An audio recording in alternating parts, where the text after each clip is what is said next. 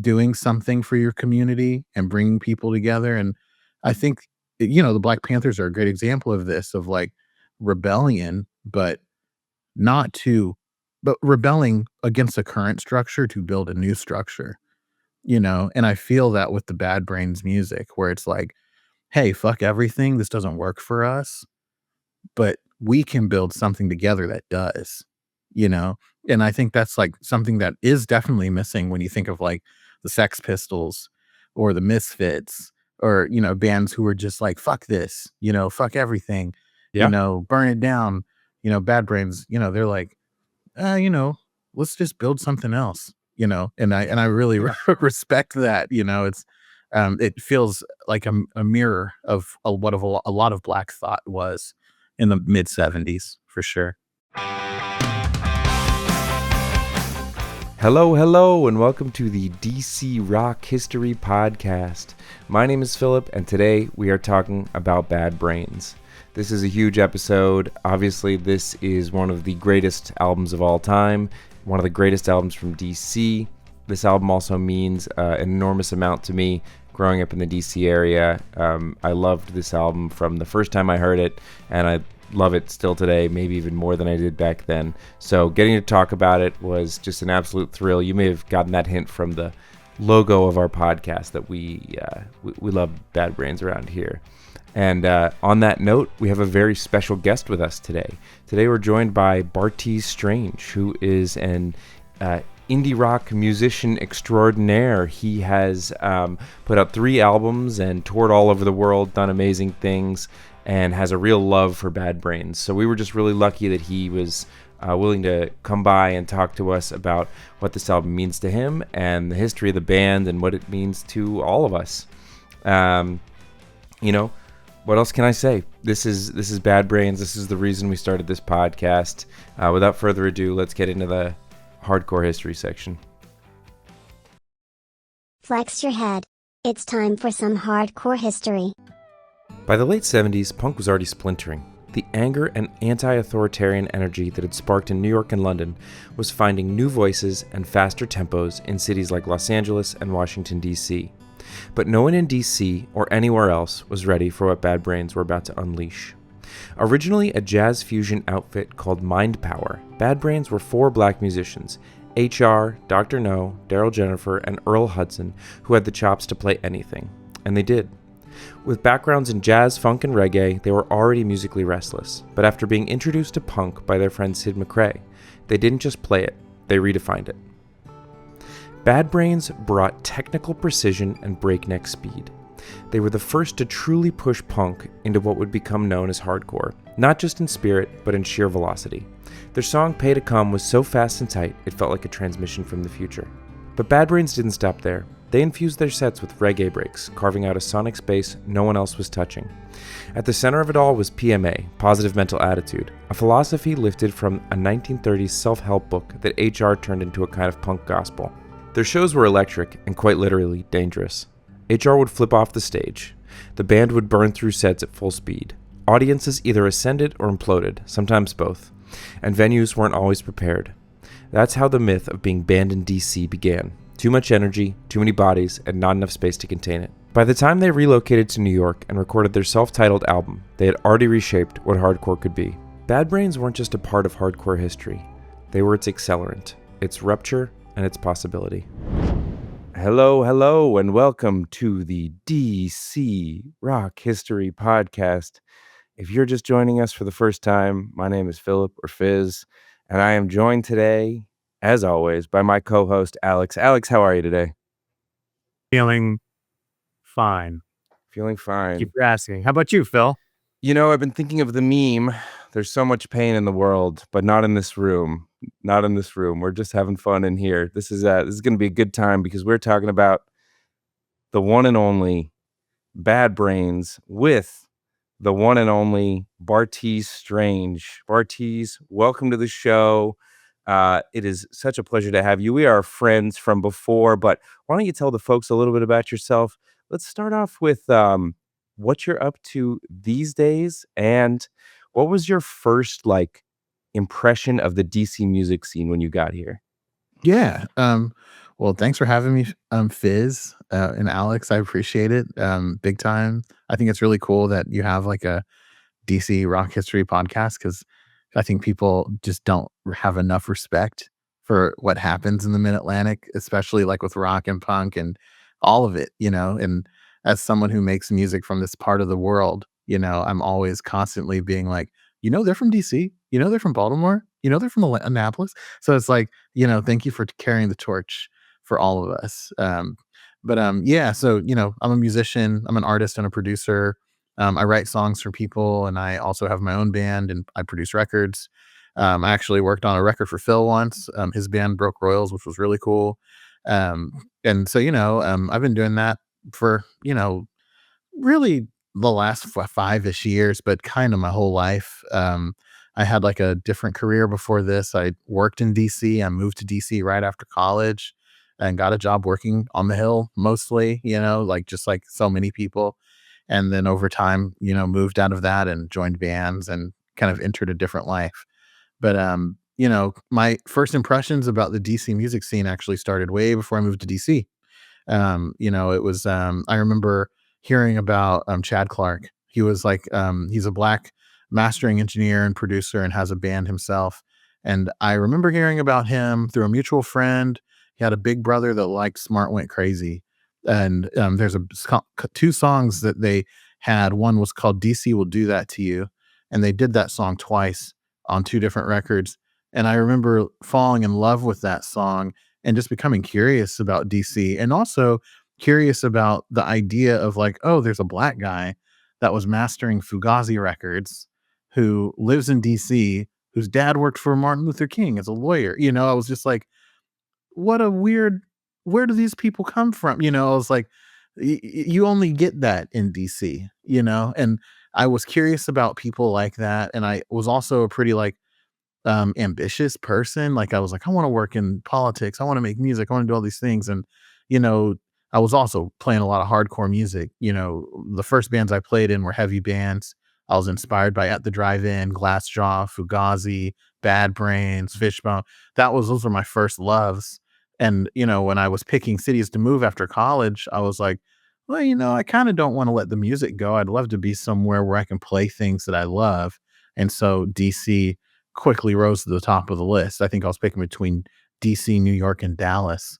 And I was like, well, New York seems too big and weird, and I don't know. But DC, it's like, it seems like there's a lot of people making interesting things, and they all have they have a perspective that I was aligned with at the time. So yeah, so I moved to DC in my early 20s and played in a few bands, none of which really, you know, of note, but I messed around, played a little bit, and moved to New York, and then eventually moved back. And when I moved back was kind of when things kind of started to change in my professional life with music. So a lot of love for DC, and I really love making music from this part of the world. You know.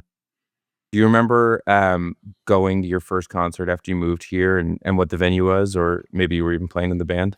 It was Rock and Roll Hotel, R.I.P. RIP. And I saw Cursive. Oh, nice. Yeah. I saw them with Tamir. Yeah. Oh my God. Hang on.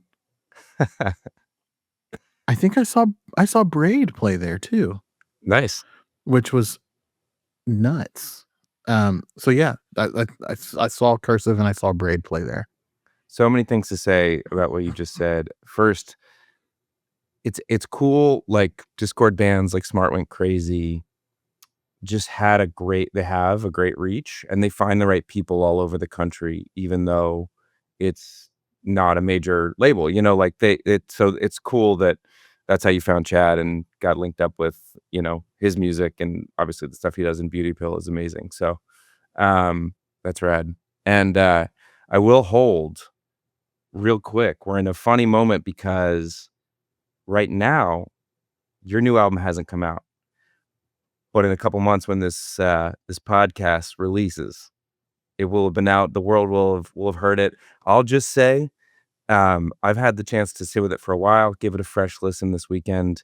It's incredible. I think it's your best work. And how are you feeling going into a little release cycle? Kind of stressed. I mean, because it's like Yeah, it's weird, right? it's weird, dude. Like Yeah. It's so weird. Like, I try to be pretty no pressure about stuff, but I feel the pressure. Like, I definitely am Yeah. like, I gambled big on this one. I put everything I knew into this one. So I I hope it works. Yeah. I can mean it works. It's great. One of the things that's cool that kind of ropes into what we'll talk about today is one of the main inspirations for some of the guys in Bad Brains was Parliament Funkadelic. George Clinton had a huge influence on this area. Um, I've looked it up before, but it's evading me right now exactly what his relationship was. But he played some big shows at Howard and just had a really massive presence, for decades in the DC scene. And I think you tapped into that, like, to me, especially those first couple songs. I think it's the second song really where it's like you you dip in a way. It's such a special thing when an artist, like, you have a distinct voice, and if you want to reference someone, you know, you want to go in, you don't want to tiptoe, but you want to say, "Hey, I'm tipping my cap to kind of like this music that I like." I think Funkadelic especially was really um, clicks with me and what you do because it's not straight funk, but it has that real rock backbone. And the way you do it is just like, I'm like, oh, I see what he's going for there. And it's just beautiful and it's fun. And congratulations on a great record. And it's gonna, Thank you. by the time this comes out, you're just gonna be feeling easy. You're gonna be just sitting back, basking in all the glory of Oh, all the release. So dog. I hope so. I hope in a few months I'm just like, yo, that really worked. I'm good. Like, let's tour, you know? well, it's great. Yeah. Yeah. But yo, I appreciate that. And, George Clinton, yeah, like that, he had a huge presence here and a lot of his musicians were from here. And, he had a studio in Baltimore in the Broom Factory for years. I It's did not know rumored that. that there's still Huh. got his stuff in there, some of his stuff. And I have it, it's no secret in Baltimore, but I want that place because, because of it. I'm like, I want that building. So if anyone listening to this has money and wants to invest in a building, please reach out to barteesstrange@gmail.com. And just let that studio gear convey, no need to move that out. You don't No, need to worry about all that. Just let him handle it. Bartees has got you. yeah, It's all just, good. it's a museum, it's a living museum, Exactly. we're going to make records. But yeah. Well, it's time to move into our famous segment, the icebreaker, where we ask a question that no one's heard. No one knows. So I'm springing this on you, guests at home. Listen, listeners at home, just know. Alex, why don't you kick us off? My question for today: what's a style of music, or even better, a band that you had to come around on? You didn't like it first, but now you're in on it. Man, I mean, like, yeah, I go to genre, right? Because I'm not going to throw any band under the bus after the great Grace Slick incident that happened in the previous episodes, which I am still apologizing for to this day. A style of music, probably to some extent avant-garde music. Like, I think, for a while I just thought avant-garde music was someone just throwing a bunch of instruments down the stairs. And, I didn't realize like how wide that could be and how like musical it could be. So it's a really easy answer, and I'm gonna say avant-garde music. I love it. Bartees, what about you? My answer may be a surprise to some, but the National. Ooh, look at Um, that. when I first heard the National, I was like, this is so boring. I don't get why people like this. Why does everyone like this but me? And then I saw them live and I was like, oh shit, they're fucking crazy. Like, and then I listened to the records again and I was like, for all these people to be as talented as they are and for them not to be soloing the entire time is a testament to just like control and arrangement and composition and like focus and writing in a direction and sticking to the bit and never letting it go. And like they are so consistent and so good at what they do. And they are so locked in that everything they do is just perfect. Like the run they're on is insane right It now. really And they're is. like in their 50s making some of like the best rock music you can make. So they're the best. I love that. Yeah. I mean, I think it was like till Sleep Well Beast until there was like a legit guitar solo on anything, you know? And that's like what guitar rock band makes it like 6 albums in or however many that was. It's pretty nuts. Yeah. No, you're We're right. lucky to have that new live record out in the world. That's a Yes. treat. About you, Fizz? What about you? Well, as you may have guessed from previous icebreakers, this one has to do with the band we're listening to. And I used to skip all the non-hardcore tracks on all Bad Brains records. Anything reggae was yeah, I couldn't do it. I couldn't find a way in. But my way into reggae, I didn't know that dub was a thing for a long time. Uh-huh. And then you just I don't know, you stumble backwards through a Wikipedia search. I think it might have even started with dubstep, embarrassingly enough. But I love dub music, and then that helped me kind of bridge the gap into reggae of like, okay, and then so now I'm all in. Now when I listen to a Bad Brains record, it's no skips, and that was a me problem before, but now I'm all in. But let's go around the horn because this is a pretty massive record. Does anyone or everyone remember the first time they heard this record? Bartees, you want to kick it off? Sure. The first time I heard this Or like record, getting to know it, if you don't remember the yeah, well, exact first the time. first time I heard it, it was definitely recommended to me by a friend who had the record. I was at his house. We used to skate together, and he was like, "Do you like Bad Brains?" And I was like, "No, who's that?" And he put it on, and I remember being like, "This is sounds horrible." I was like, "Why does it sound like this? Why doesn't it sound better?" And then he was like, "No, this actually sounds good, and you need to just take this CD and live with it." And I remember falling in love with that record, and it was sick because like the first time I got it, like and really sat with it at home, I hadn't really understood who they were or where they were from, or even the fact that they were like black people.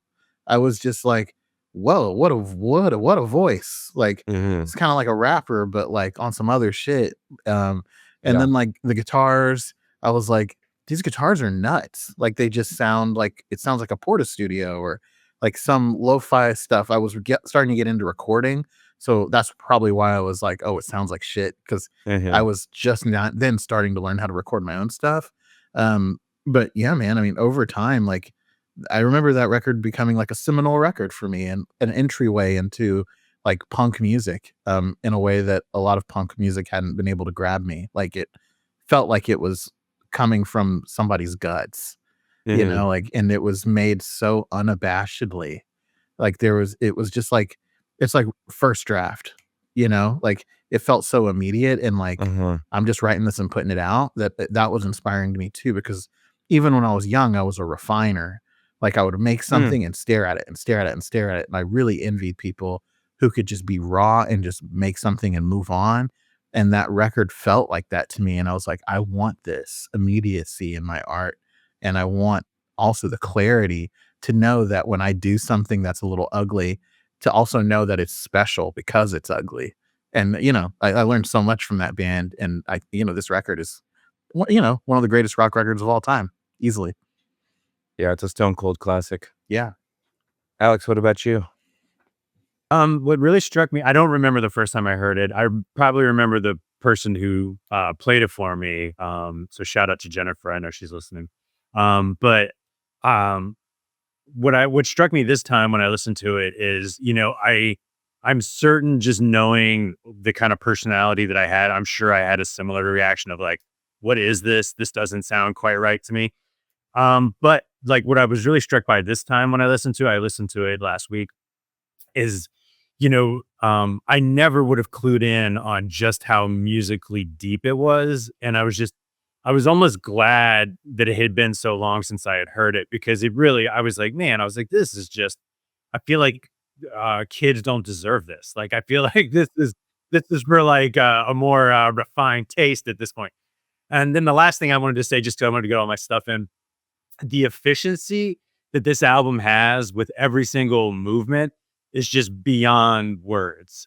And the way it's structured as an album, I think is also like you can almost underestimate how well it's placed together. Yeah, we were talking about No Trend with our friend Chris Richards recently. And that's music for kids that kids deserve. I think I don't mean that in a bad way. I mean it's like this is it's teen-centered music. It's even if a big part of it is hating being a teenager and hating having to go to high school with other kids. It really is. This is, Bad Brains is so fully cooked. It's so like ahead of where they were as people. Like they just started a band and, I'm jumping a lot of steps here that we'll get into, and then they just kind of immediately stumbled onto this brilliant formula and this brilliant articulation. And, you know, I don't know. I remember when I was younger, I used to go, the internet was around, but it was just different. And I used to have these books or like rip out of magazines, lists of like the 10, the 50, the 100 albums that you need to know. And I remember I would go through them. And one time I went and I got a few from I brought the list to the Borders Books in Springfield, and I got Pet Shop Boys and I hated it. And I got this, and I don't even know what it is. It just clicked.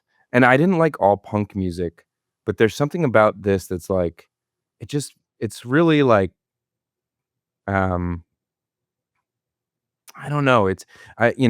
Just kind of a funny coincidental thing of like when we're recording this is another band that's just releasing new music right now is Deaf Heaven. And that's another band where the guy has a voice that seems to transcend just people that like that genre. Bad Brains does something that invites you in, even if maybe you don't like hardcore or you don't like punk music. Does that make sense? Does that resonate with you guys from what you? Definitely. Yeah. Because I think when I heard it, I didn't know what I was hearing. Right. And that's why I wanted to hear it again. Kind of like the first time when I heard TV on the radio, when I heard, I was a lover. And I was like, what the fuck is that? That's so weird. And I was hooked. And so it's like, I agree with you 100%. It's like the fact that I couldn't put my finger on it was like why I needed to point at it again. Yeah. Well, let's get into a bit of history. Bad Brains formed in DC in 1977 from the jazz fusion group Mind Power, who was inspired by Chick Corea, Parliament Funkadelic. Pretty quickly, they opened for The Damned at the Bayou, where Ian MacKaye and Henry Rollins saw them. And I'm getting all my interviews mixed up at the moment, but in one of the interviews, Henry says that HR jumped off the stage right on him. He said, I'm this guy's crazy. I bet he's going to jump off the stage. And then the next thing he knew, he was on top of Henry. And, not to bring up another band so early in the bio of Bad Brains, but I think another thing that's interesting is, one of there's so much foundation in Bad Brains, and them leaving DC and them not being on Discord creates an interesting opening for the rest of the DC hardcore growth. It's almost like they weren't quite peers. They were sort of like the godfathers of DC hardcore, and then they were like, "We're out," because they spent time, playing in the clubs like the Bayou and especially Madam's Organ, which is in Adams Morgan, a neighborhood in DC.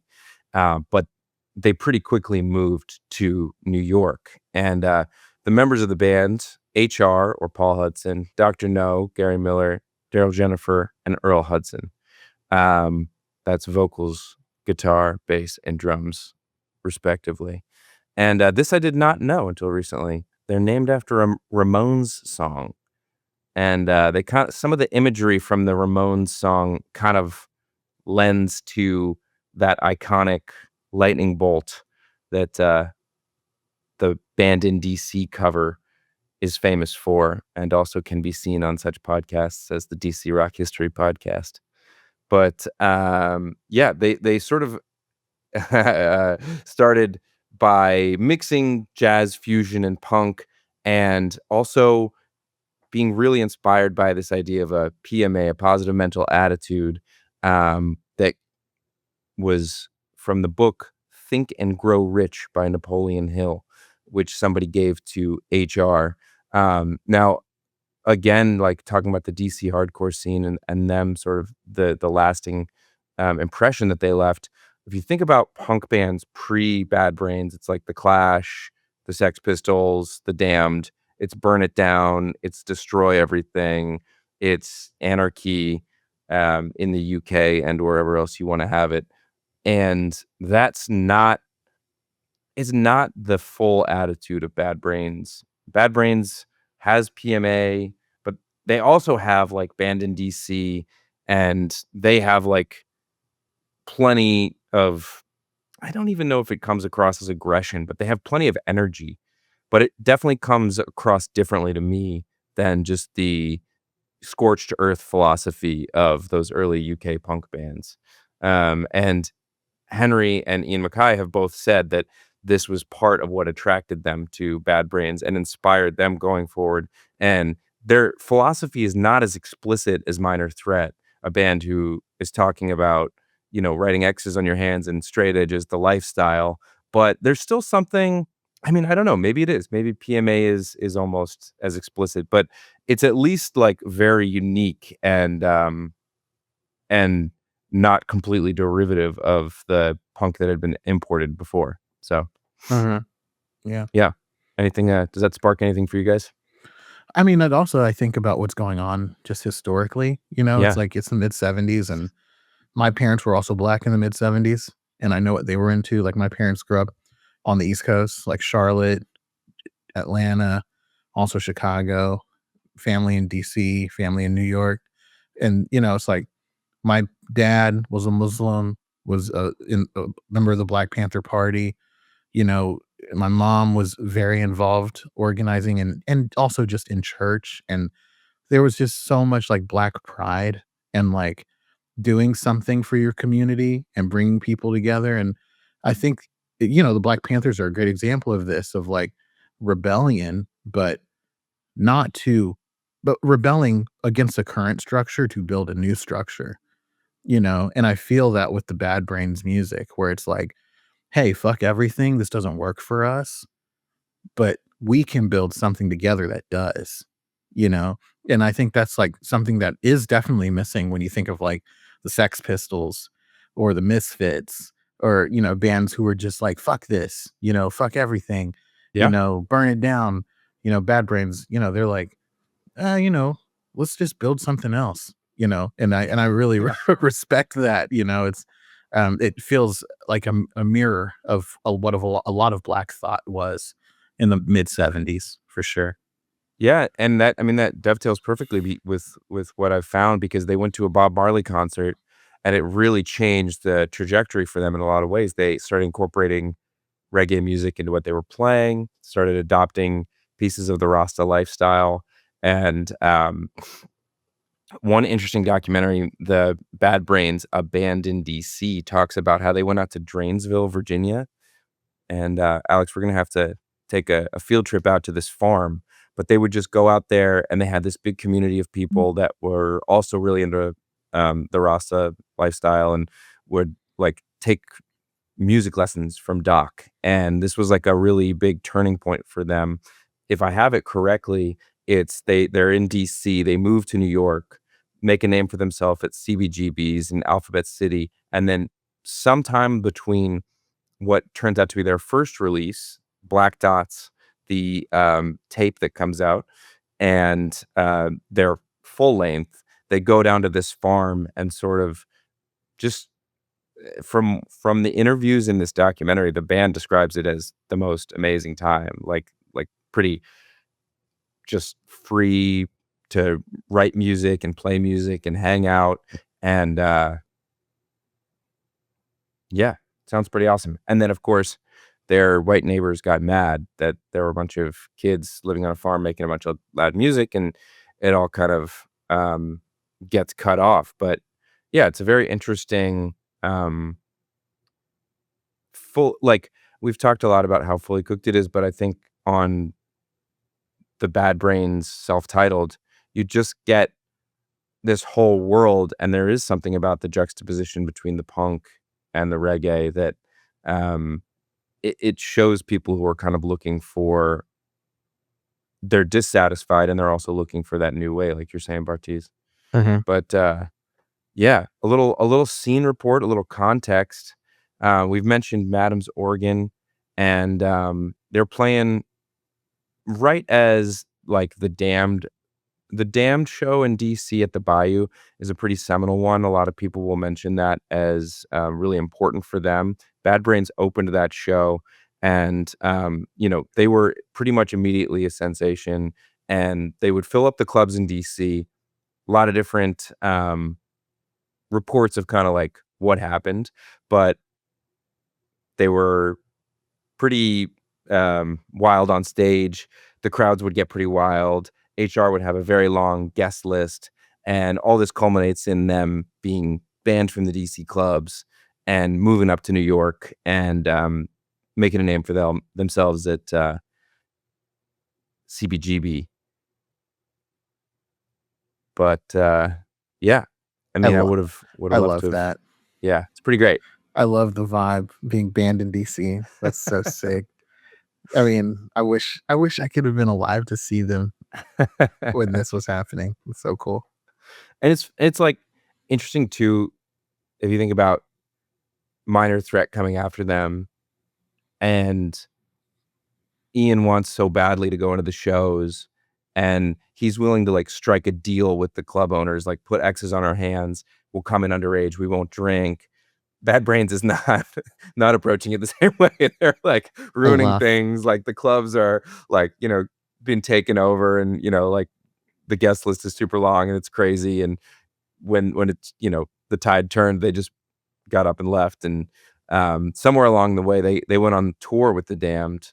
And from the documentary, they're talking about getting to the UK and having no idea that there's anything as a like such thing as a work visa, but they still managed to to work it out. Like they lost all their equipment, bought it back again, and went on a big tour of Europe. And yeah, as they're kind of making the name for themselves up there in New York, they make the 1982 tape, which is called Black Dots now, and it was actually recorded at Inner Ear with Don Zantara. And this is the one where HR was recording vocals in the back, and all the neighbors were cheering on, cheering him on because they could hear what he was doing. And some of the stuff that appeared on that first tape did end up in the first record. But some of them, Black Dots, How Long Can a Punk Get, or How Low Can a Punk Get? I mean, just another damn song, Red Bone in the City, Go Back to School, and Cop Tour. Those were just on Black Dots. So that's not what we're talking about today, but that is like an essential text, and definitely recommend checking that out to anyone who hasn't checked it out already. It also has like a real different quality to like sonic quality to it. It's got more of an edge, but I don't even know if the edge is right. I don't know how to describe it, but have you guys given Black Dots a listen? I know I've heard it. Yeah. Yeah. I mean, the record that actually I listened to first, or well, the one that I had the biggest connection to was Eye Against Eye. Oh, really? Yeah. What about you, Alex? Have you given Black Dots a spin? No, I haven't listened to that one. I mean, if I did, it was probably 15 years ago when I was listening, to stuff like this, but I haven't recently. No. And the only other record that I listened to when I was prepping for this was Eye Against Eye. Yeah, it's interesting. It was released, I believe, in the mid '90s because their career was, off and running, and they were now suddenly mining the back catalog. But it still feels like very obviously because it's from before. And there's an interesting interview with Ian MacKaye where he doesn't say anything. He doesn't really answer the question, but it was released on Reach Out International Records and didn't quite make the impression that it could have. And somebody asked Ian, like, what do you think if they'd released it on Discord, it would have sold 1 million copies? And he just kind of smiles and sits there. And it's interesting to think because it's not quite what we end up with on the Bad Brains album. And it's not quite, I mean, some people, maybe it's a matter of what you know better. Personally, I prefer the Bad Brains album, but it is interesting to think that maybe they could have taken off a little bit sooner. But before we get into our listening section, any final thoughts? No. No final thoughts. All right. Well, as is tradition, I'll kick it off, and then guest prerogative. If you have anything you want to listen to, just let me know. We'll start off where we have to start off. We got to start off with Sailing On. Hell yeah.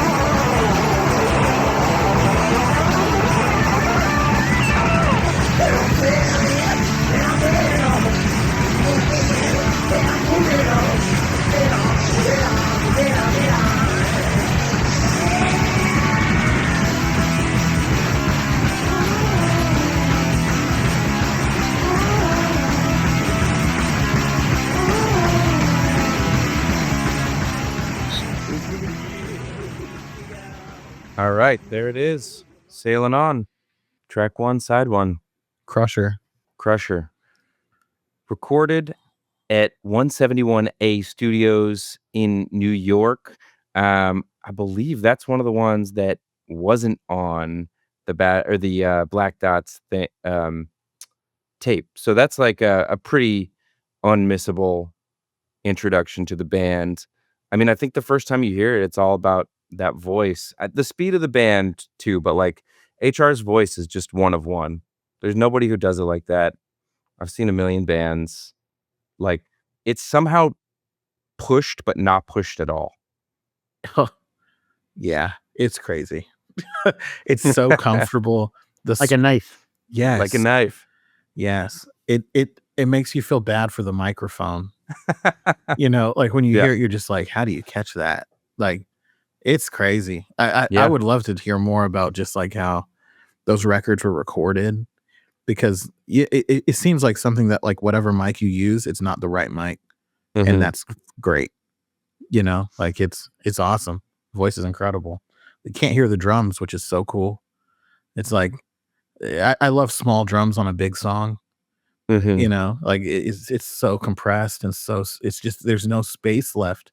It's like, I wouldn't be surprised if Kanye West loves Bad Brains, because there's like this thing where it's like everything's plus 12. There's no dynamic range. It's just smashed. It sounds so compressed, and then if you listen to him performing live or them performing live, HR's voice sounds like that basically in all contexts. So somehow there is a magical thing where this recording matches what he's already bringing, and that's sort of just transcendent, you know, once in a generation type of thing when that happens. Like it's not, you can't plan that far. And I, you know, I don't know, there's something about it that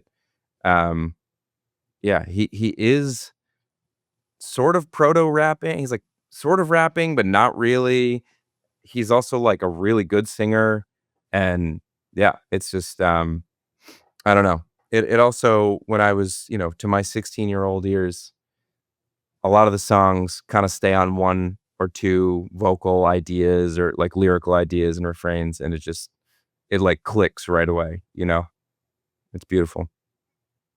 All right, let's go to one of their early anthems. We're going to jump all the way down. Pay to Come. This is one of the first ones that became an anthem for these guys.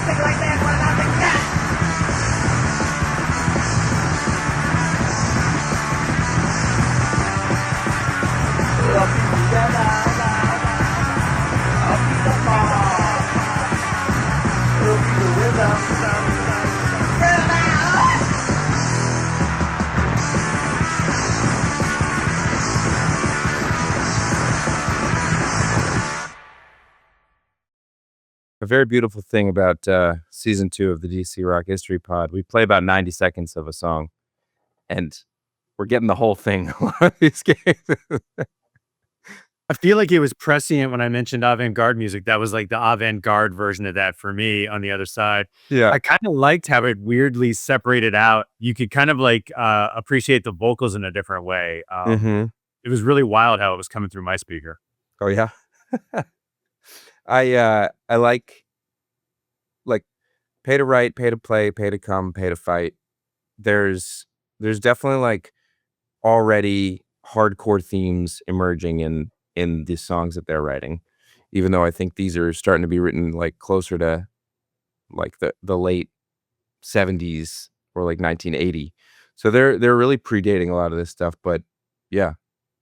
Also, something that they're just so fucking ahead. Like this shit also is like the mode or the meter of this is it's like it's Biggie Smalls shit. Like I make my decisions with precision, man, collision, just to see, it's just like, if you read it down, just like lyrically, it's just like, this is just bars. It's just bars that they freak into this punk song. It's like, they're just ahead, Doesn't overstay its welcome. A minute 15 in and out. Boom. Crazy. So ahead. Like they're just on other shit. This song rules. There's a lot of instances where like if they did the breakdown that they do in Band in DC on every song, it'd be really tired.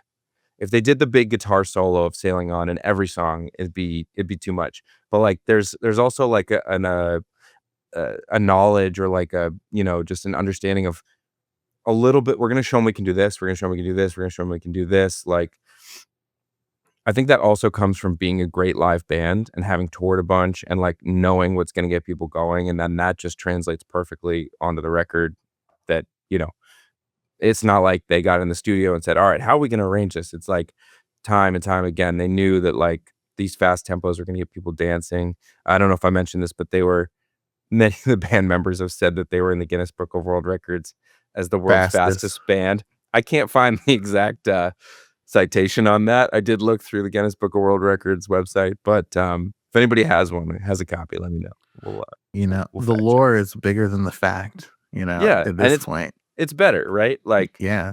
It's also part of the pre-internet being in a band is like, there is all that stuff like Ozzy Osbourne eating the bat and Bad Brains is banned in DC that like, it's almost necessary to have some stories like that travel beyond you. And in terms of, I don't know how much they were thinking in terms of marketing, but it's perfect. I mean, calling calling a song Band in DC plus the album cover. And, DC is a place that as much as we celebrate it, it's always a great punching bag. It's like an easy laugh. It's an easy like villain or, if you need to poke fun at DC, like if you do it in the right way, like on this album, like it's just perfect. That's going to sort of transcend. So let's go ahead and give that a listen, and then Alex and Bartees, maybe you guys can give me some that we can finish off with. Okay.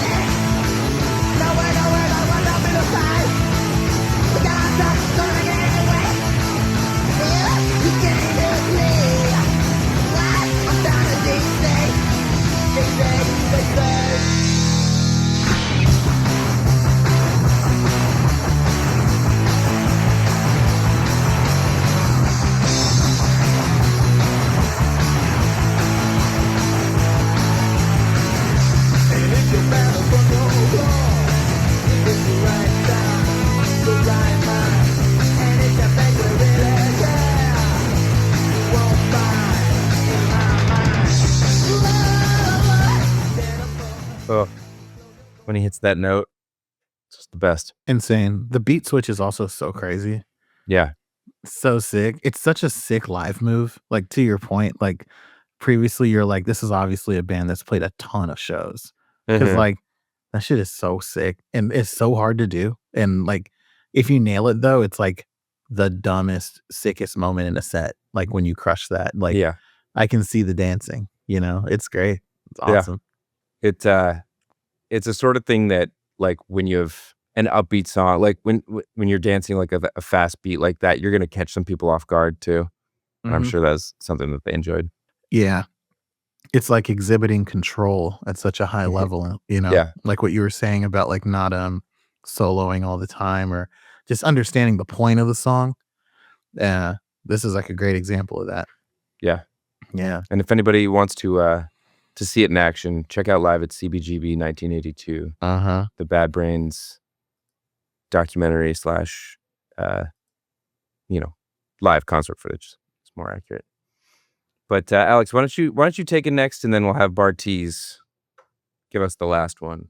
I think Bartees should pick the next song, and there's only so many tracks on here, anyways. But That's fair. I do want to get my stuff in. I do bite my tongue when sometimes little tidbits come up. The only thing that I wanted to mention, if you are a fan of Funkadelic Parliament and you live in the DC area, reportedly the mothership is buried in the DC area someplace. They say it's in the Autobahn area, I think. But Google it, mothership buried in DC. Oh shit. Are you serious? I am. Google it right now. Check it out. I'm going This is the real national treasure. Oh my God. If you ask my dad what the greatest day of his life was, he says, oh, I saw the mothership land at the Bojangles Coliseum in Charlotte, North Carolina. And he says, I got a few kids. And like that's a quote. He's like, I saw the mothership land. I saw it. Like I was there. Bojangles Arena. Greatest day of my life. Diaper great. Man. George. Bootsy. Like it's incredible, dude. I love that shit. I'm gonna look this up. Thank you for that. You're welcome. I love it. Well, we'll go out on Bartees' pick. I like that. But before we do, our closing segment, let's do a little round of plugs. Bartees, kick us off. Tell us what you got going on, but also because it's right now we're gearing up for your album. But then, if you have anything coming out this summer, or that people should be aware of this summer. Oh, well, my album is out now. You should run that sucker up. Come see me if I'm in your town. I'm gonna probably be pushing it for in the next 18 months, so you will have plenty of opportunities to see it. And yeah, so there's my plug. Love there. Yeah, we'll say check out the tour dates on Bartees' website. Keep those eyes peeled. I'm excited for your 9:30 show club. Yes, my 9:30 club show. My 9:30 show club is going to be great. I'm excited for that show club for sure. But it will be in the past. Let me say this: it was great. It was a great show, and I'm very glad I went. Oh yeah. Oh dude, didn't we kill it? You killed it. Yeah, that thing when you did that thing, that was crazy. I didn't expect you to do that. I love doing that thing. It's like honestly one of my favorites. You won the lottery right before it happened. Yeah. And started a successful media company too. It's crazy. I know, it's crazy working in tech now, and like Elon's not that bad. Like, let's just be real. Like, ever since now that we're in March, everything's changed so much. Yeah, I mean, being adopted by Elon Musk has really changed my life. But it's there are some pros and there are some cons. That was my favorite part is when you threw him down the stairs. Yeah. Well, he was talking shit about Bad Brains. Full circle. Just gotta do it. And we're back. All right, Alex, what about you? What you plugging? The only plug I wanted to give is, I know that sometimes things seem more tense than other times. Maybe now, maybe it isn't tense for you. Maybe it is.